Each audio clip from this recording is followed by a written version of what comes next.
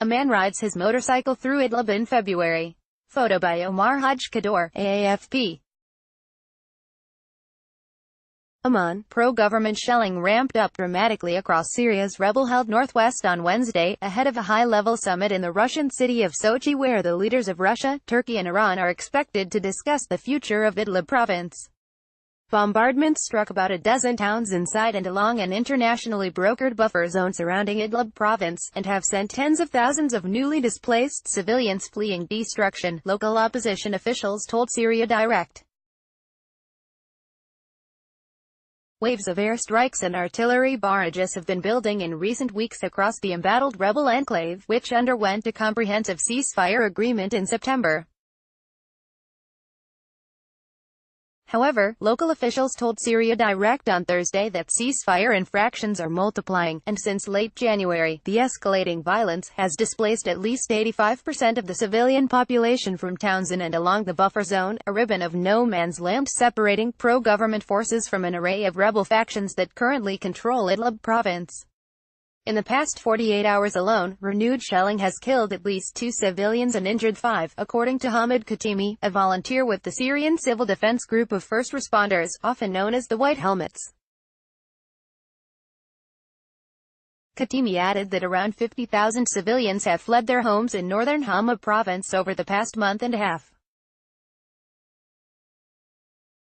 Since Tuesday, airstrikes have been reported in nearly a dozen towns and villages across Idlib province in neighboring northern Hama. The bombardment included rockets and artillery shells, and targeted residential neighborhoods and farms at random, added Khatimi. We've noticed an increase in the frequency of bombardment as Sochi nears.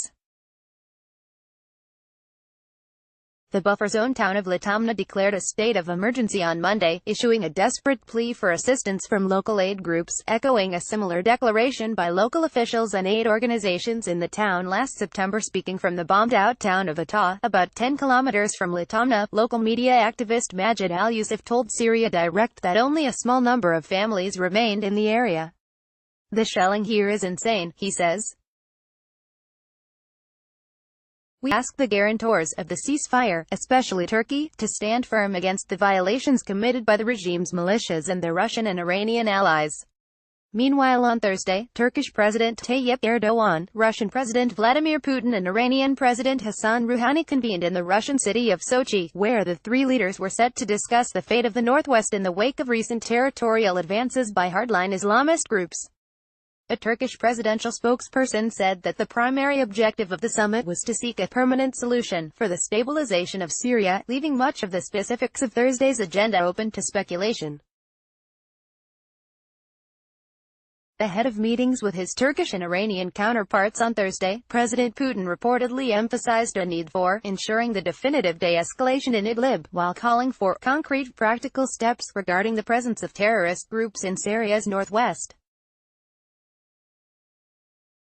Sochi was the city where Putin and Erdogan met last September to hash out the details of a comprehensive ceasefire agreement covering key parts of the rebel-held northwest. The deal established a 15 to 20-kilometer buffer zone along front lines surrounding the opposition stronghold of Idlib province, widely credited with averting a bloody showdown between pro-government forces on one side and a range of opposition and hardline Islamist fighters on the other. However, calculations on the ground have shifted dramatically since that agreement was concluded 5 months ago.